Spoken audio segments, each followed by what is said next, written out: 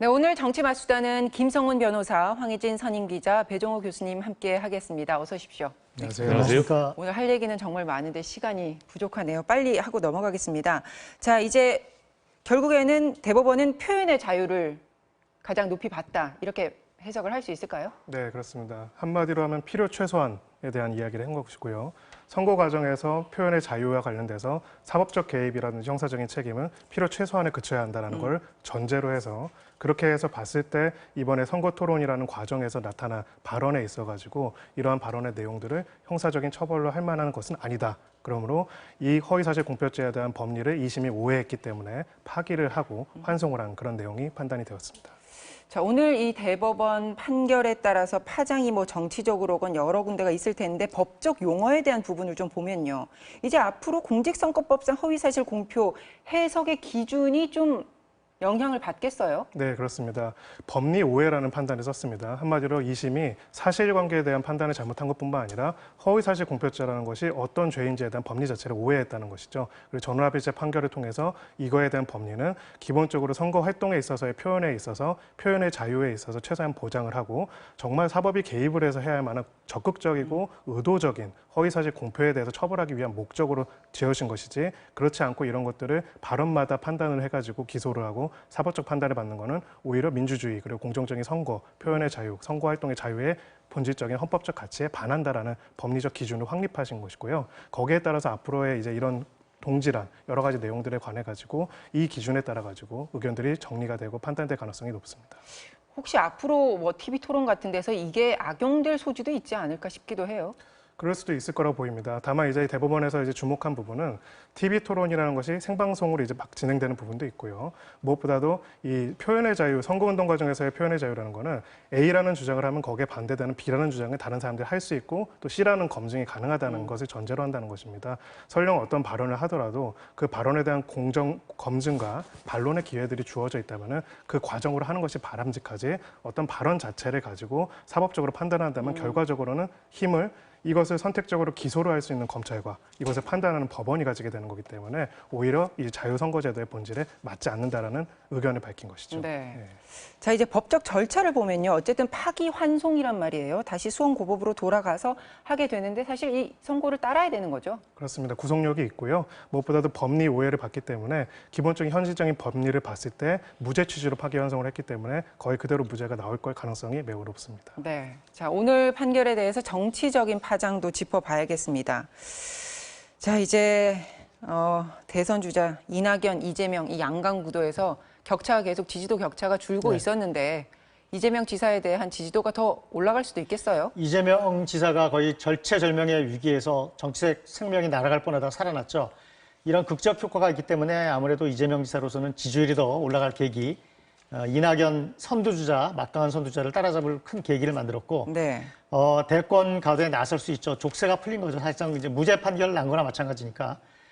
또 민주당 입장에서는 큰 악재가 막 한 달 새에 지금 엄청난 악재들이 계속 쏟아지잖아요. 남북관계 악화에 부동산 문제, 인천국제공항 정규직 파동, 거기에 박원순 시장 성추행 의혹까지 큰일이 막 터지다가 이재명 지사까지 유죄를 받아가지고 지사직에 날아갔으면 아주 정신이 없을 뻔했는데 민주당으로서 한숨을 돌렸죠. 그래서 이재명 지사가 앞으로 최근에 이낙연 의원이 여러 가지 말 실수도 하고 사과도 하고 또 굉장히 어떤 그 정치적인 현안에 대해서 대응이 좀 늦고 그래가지고 지지율이 조금씩 빠지고 있거든요. 그래서 지난주에는 이낙연 의원하고 이재명 지사 지지율이 한 자릿수까지 좁혀졌는데 그랬죠. 이 상태가 계속되면은 이낙연 의원의 이재명 지사가 지지율을 상당히 더 좁힐 수도 있는 그런 계기가 되지 않을까. 그래서 아주 그 1위와 2위의 격차가 굉장히 좁혀지는 그 양강 구도가 형성될 수도 있는 그런 상황이 온 것 같습니다. 이재명 지사로서는 아주 큰 이제 기회를 잡았죠. 족쇄를 떨치고.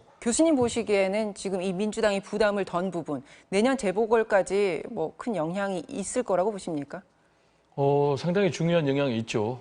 아시겠지만은 지금 부산 오거돈 시장이 사퇴해가지고 내년에 재보궐선거 해야 되고 그리고 또 박원순 전 서울시장이 돌아가심으로 인해서 서울시장 선거도 다시 해야 되는 이런 상황인데 만약에 이재명 지사까지 지사직을 박탈하고 피선거권이 박탈됐다면은 원투, 쓰리 세 군데에서 해야 되니까 사실상 미니 대선이라는 평가를 받고 공교롭게도 세 곳 다 자치단체장이 여당 몫이어서 정부 여당의 심판론이 일 수밖에 없는 그런 상황에서 이재명 지사가 이번에 구사 일생으로 살아났기 때문에 다행히 이제 그런 흐름이 일단 차단되는 효과가 있고요.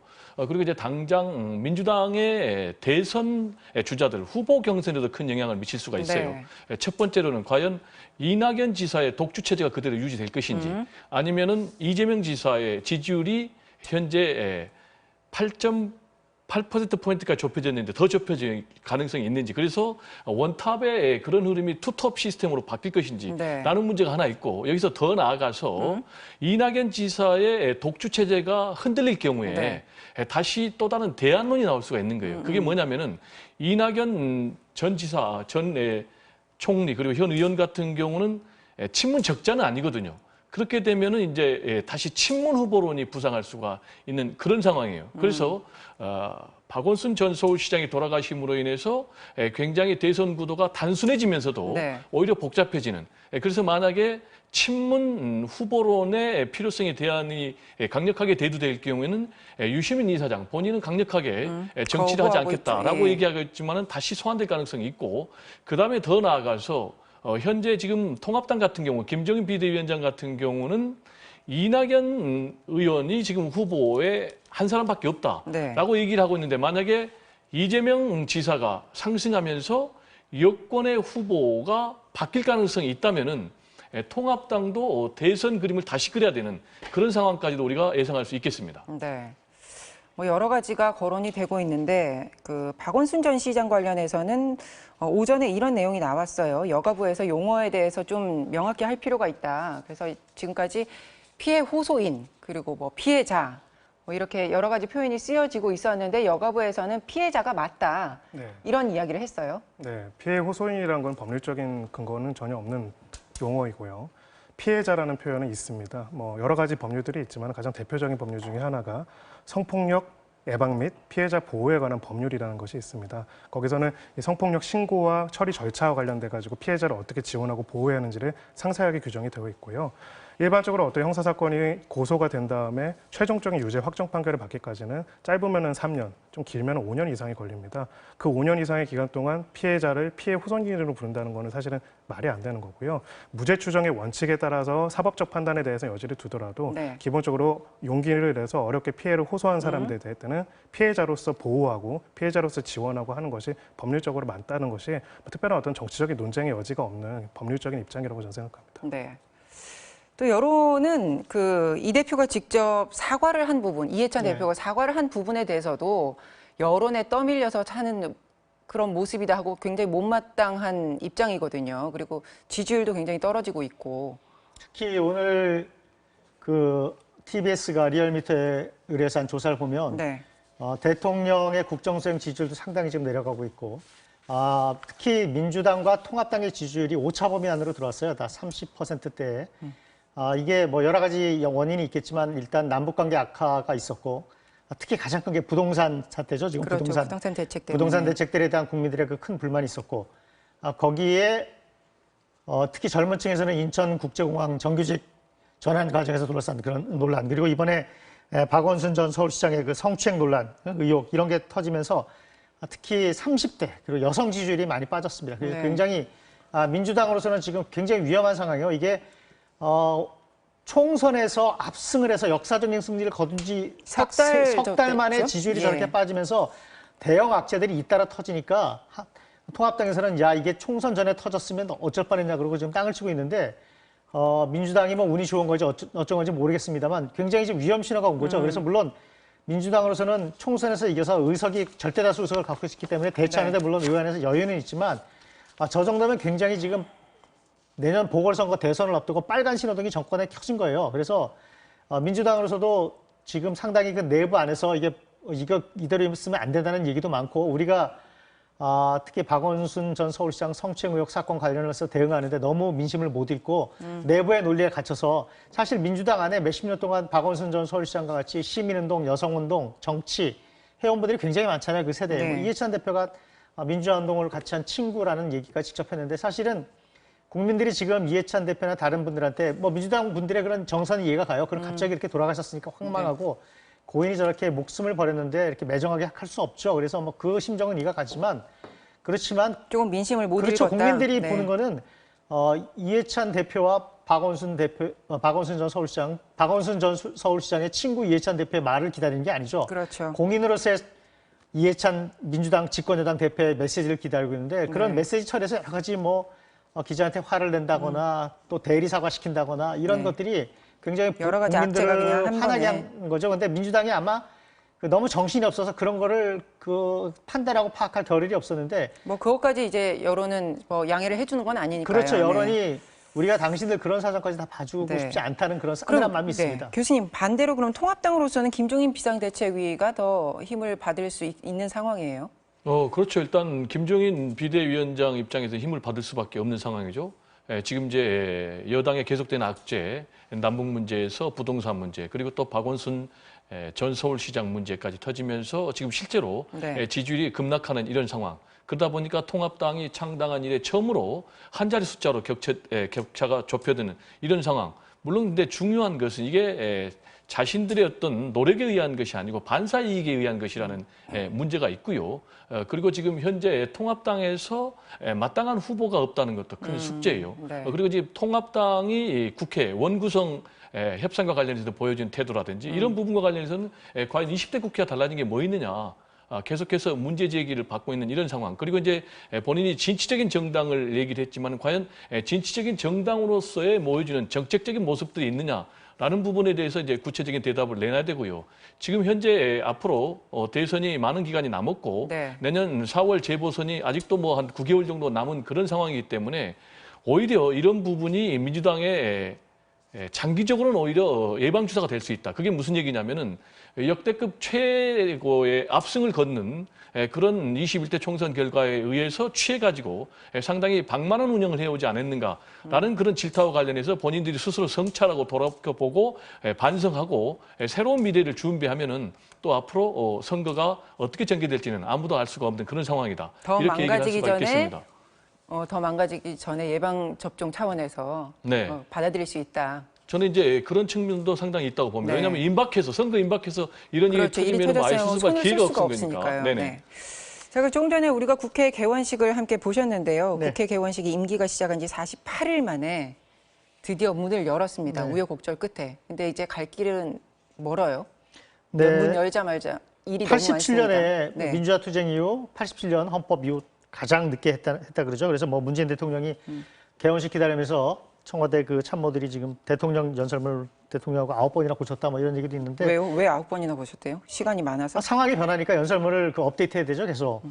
계속 이제 국회의원을 기다리면서 그러니까 그만큼 시간이 길었다는 그렇죠. 반증이라는 얘기죠. 그렇죠. 48일 동안 9번을 뭐 연설문 수정했다는 얘기도 있는데 어찌됐든 지금 월요일 화요일에는요. 김태년 민주당 대표 주호영 통합당 원내대표 교섭단체 대표 연설 있고요.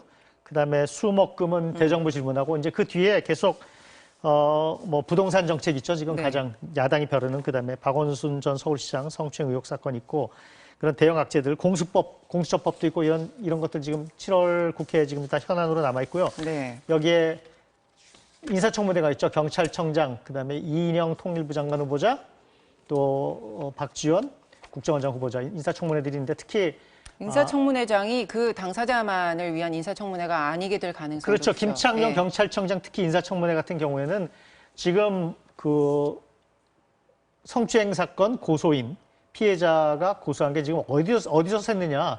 청와대는 보고했는데 청와대는 알려준 바 없고 서울시에는 보고한 적 없는데 지금 다 미스테리예요. 그래서 이게 경찰이나 뭐 청와대 보고 과정에서 샌 건지 네. 아니면은 그 박원순 전 시장 주변 사람들이 다른 루트로서 비슷한 정보를 알아가지고 박원순 시장에 알렸는지 등등이 지금 미스테리인데 지금 야당에서는 막 지금 경찰 관련자들 증인 채택을 요구하는데 민주당이 일단 거부했죠. 그러나 어쨌든 김창룡 경찰청장 인사청문회에서 야당이 분명히 행안위니까 네. 이걸 문제를 삼을 거고요. 또 행안위가 서울시도 지금 그 담당하는 상임이니까 네. 아마 서울시 국정감사나 뭐 상임에서 불러서 서울시 관계자를 불러서도 굉장히 문제를 삼을 겁니다. 야당으로서는 공격하려고 지금 벼르는 그 상황이거든요. 네. 지금 일단 그 인사청문회 얘기는 그렇고요. 그럼 공수처 관련해서 교수님. 이게 사실은 어제 공수처 출범일이었거든요. 법정 출발 시한 이미 지났죠. 네, 지금 어떻게 될까요? 앞으로 상당히 난항이 예상되지 않겠습니까? 지금 공수처장을 추천위원회도, 먼저 뽑아야 되는데 네. 그러면 이제 말씀하신 대로 공수처장 후보 추천위원회가 구성이 돼야 되는데 지금 여당 몫이 2명 그리고 야당 몫이 2명 아니겠습니까? 그런데 안타깝게도 굉장히 여당에서 압박을 했어요. 빨리 하자. 지금 이제 통합당에서는 지금 법률위원 심판 제청까지 하는 그런 상황이거든요. 위원이다. 네. 그러면서 계속해서 지금 공수처장 후보 추천위원도 추천 안 하고 있는 이런 상황 아니겠습니까? 그래서 이제 압박하기 위해서 민주당이 2명의 후보 추천위원을 냈는데 문제는 이분 중에 한 분이 불미스럽게도 그렇습니다. 네, 그게 이제 N번방 뭐냐면 사건 피의자 변호를 했다. 그렇습니다. 그 관련해서 스스로 이제 자진해서 사퇴를 했고, 네. 그럼 이제 민주당이 다시 재선정해야 되는 그런 문제가 있기 때문에 이미 이제 법정 출범 시한은 지났는데 서두르야 되는데 당장 말씀드린 대로 추천위원들을 지금 구성을 해야 되고 여기에 대해서 계속해서 통합당은 거부를 하고 있는 이런 상황이기 때문에 상당히 지연될 수밖에 없고요. 제가 이제 2가지를 좀 주문하고 싶은데 통합당 좀 치밀하게 먼저 민주당이 좀 치밀하게 잘 준비를 해야 되는 그런 문제도 있고 지금 이제 검찰 개혁 특히 이제 검찰의 문민적인 민주적인 통제가 중요한 상황이기 때문에 무조건 거부할 것이 아니고 통합당도 적극적으로 시대 정신을 좀 반영해서 여기에 공수처장 후보 추천위원을 빨리 추천해야 된다. 이런 얘기를 좀 드리고 싶습니다. 네. 자, 오늘 할 얘기가 많은데 시간은 여기까지 할당이 돼 있어서요. 네, 오늘은 여기까지 듣겠습니다. 말씀 감사합니다. 네, 감사합니다.